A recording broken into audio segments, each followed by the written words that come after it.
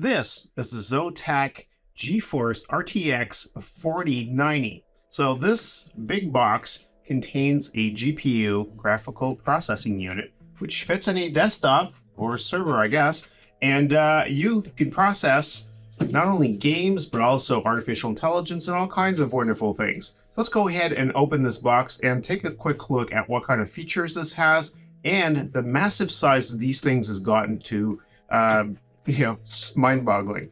Let's go ahead and open this. Well, actually, I'm gonna go ahead and cut this.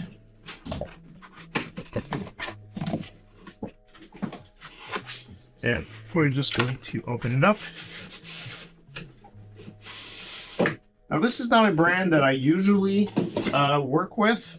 In case you've been living under a rock, or in case you're not into GPUs, there is a shortage, and by shortage I mean they're hard to find. It's not as bad as it used to be in some ways, but again, if you want to get your hands on one like we did, we decided to ignore our usual favorite brands and go with Zotac. I have not used them before, so we'll see how stable they are. And of course, the main chip on there is by Nvidia, and so it should follow the norms and the specs and all that. And so it should do what we need it to do.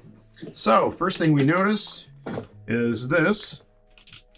And apparently our stickers and a little document that comes with it. I'm not going to open it up because it's not really a functional thing and I don't care.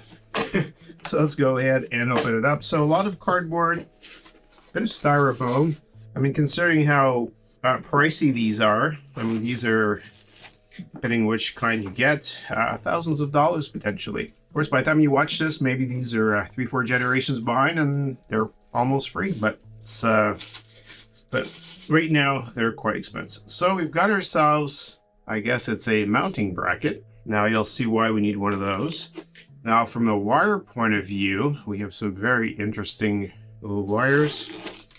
And wow, okay. This requires a lot of power, so right off the bat, since I've got these in my hand, these require roughly 450 watts, and so your power supply is going to have to be big enough to handle this, and so this comes from your power supply, and this will go onto the card. A lot of power.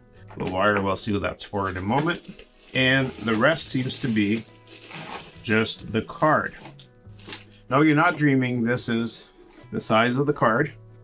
Let's drop this and just try not to break the card. All right, so yeah, so we've got a lot of cooling. So we got some active cooling here. You'll notice there's a lot of aluminum, and there's some plastics here that you need to remove so that you don't let them melt on there. So you'll notice a lot of the passive cooling. So we've got radiators on here. I mean, look at the size of this. And the back is made of metal, so it disperses some of the heat. Now, all of this, and here is the actual PCIe 4 connector that goes onto the motherboard. As you can tell by the thickness, you're going to be using about 3.5 slots just to hold this card in. That's just humongous. Of course, what you are getting with this kind of card is a lot of RAM. So in this case, we've moved up from the previous generations. This is now 24 gigs, and this is GDDR6X. And to put things in perspective, the memories are faster. You get more memory. This will help you if you're a gamer. You'll be able to get a lot more of frames per second. So the concept there is if you're doing any kind of video edition like we do a lot of, if you're doing AI, you need to process, this will come in real handy. And of course, the whole point here is with this extra power is to be able to get things done faster and more efficiently. So apart from that, so we've talked a little bit about the memory, about the PCI, and really let's take a look at the business end of it in the back here, or basically this would be in the back of the system. And so what you'll find are, let's take these out so it'll be more obvious. So we've got display ports and HDMI. So we've got is an HDMI. This is a 2.3 and the display ports are 1.4A.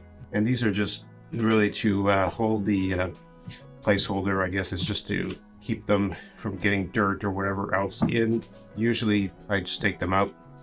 Apart from that, if you want to get to the technical specs versus the other cards you can compare, this is it's got 16,384 CUDA cores. So that is a huge, a lot of processing power there. And apart from that, I'm trying to think what else there is. It's really great at encoding. It's got AV1 encoding, decoding. And of course, if you're into making animations, videos, that sort of thing, this is what you need.